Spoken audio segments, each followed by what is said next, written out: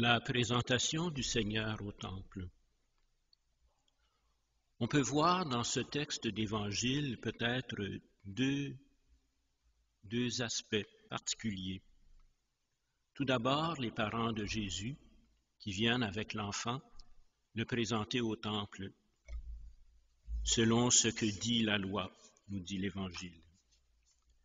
Et on voit une insistance très forte au long de ce texte, puisque 5 fois l'expression revient, selon ce que dit la loi. Puis il y a un autre aspect, quand arrive Siméon, un homme qui est rempli d'Esprit Saint, qui a reçu une révélation du Seigneur par l'Esprit Saint et qui vient au temple poussé par l'Esprit Saint. Une autre dimension, celle de la vie dans l'Esprit. Et c'est très intéressant de constater que, alors que la Sainte Famille vient au temple pour présenter Jésus au temple et accomplir ce qui est prescrit dans la loi, en fait, on n'a aucun prêtre qui est présent là. C'est à peine si on parle du temple, sinon qu'on est dans le temple. Aucune célébration liturgique, aucun acte rituel nous est raconté.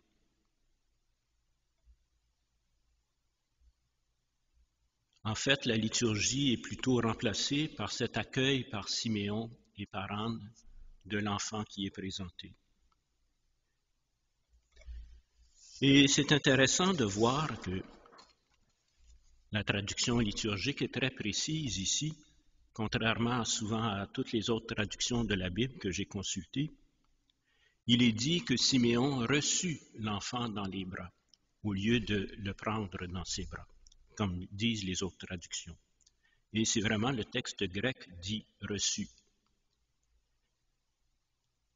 C'est comme si Marie et Joseph ont fait leur présentation, non pas tant dans les mains d'un prêtre ou d'un ministre du culte, mais de cet homme tout simplement ordinaire, mais rempli de l'Esprit Saint. Et lui, le recevant, comme l'a dit Père Jacques au début de la célébration, devient le temple du Seigneur.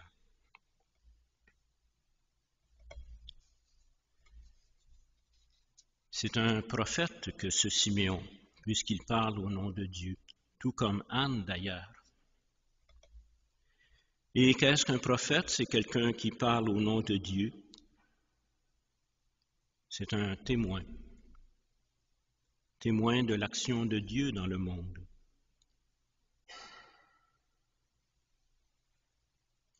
Nous-mêmes, nous sommes venus ce matin ici, dans ce temple, j'espère poussés par l'Esprit Saint. Et en même temps que nous venons dans le temple, nous aussi, nous devenons le temple du Seigneur. C'est Origène qui, parlant de Siméon, qui dit « Il s'est laissé guider par l'Esprit Saint. » Et il est venu dans le temple qui est l'Église, qui est faite de pierres vivantes. Eh bien, nous sommes, nous, ces pierres vivantes dont est faite l'Église. Et nous recevons dans nos bras ce matin Jésus, qui est la lumière du monde.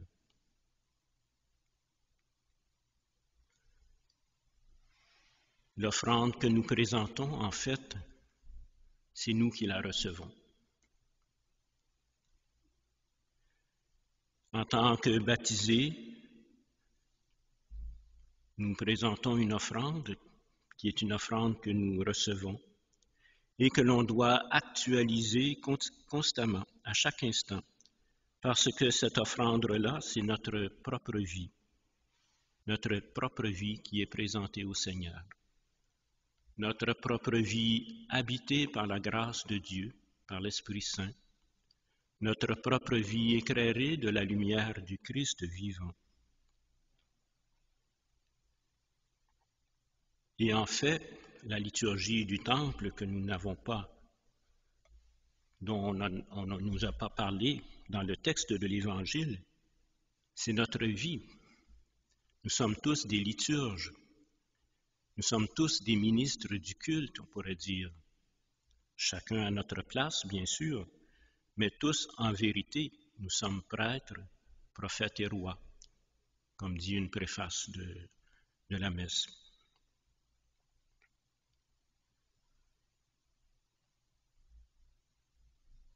Vivant cette liturgie parce que nous avons reçu le Christ dans nos bras,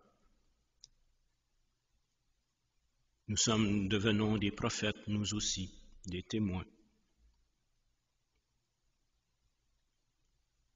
Et cela doit nous remplir de joie, puisque, recevant le Christ, nous recevons la lumière du monde.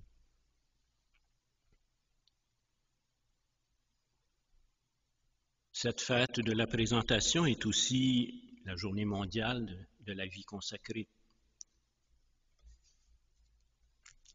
Mais en même temps, c'est un peu curieux. Je ne dis pas que c'est faux. Mais cette vie religieuse dite consacrée, c'est nous tous qui la vivons. Nous sommes tous des consacrés. Parce que notre vie à chacun de nous est consacrée au Seigneur.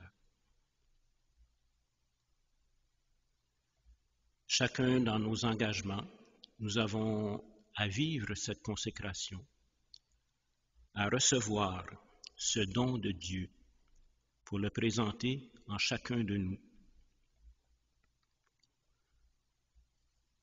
Nous le recevons, nous le présentons en même temps. Il y a comme une amplitude, on pourrait dire, quelque chose qui embrasse tout d'un coup. Alors laissons-nous donc à la fois présenter au temple nous-mêmes et en même temps recevons en nous-mêmes cette offrande pour en vivre pleinement, pour en être transfiguré, illuminé par cette lumière.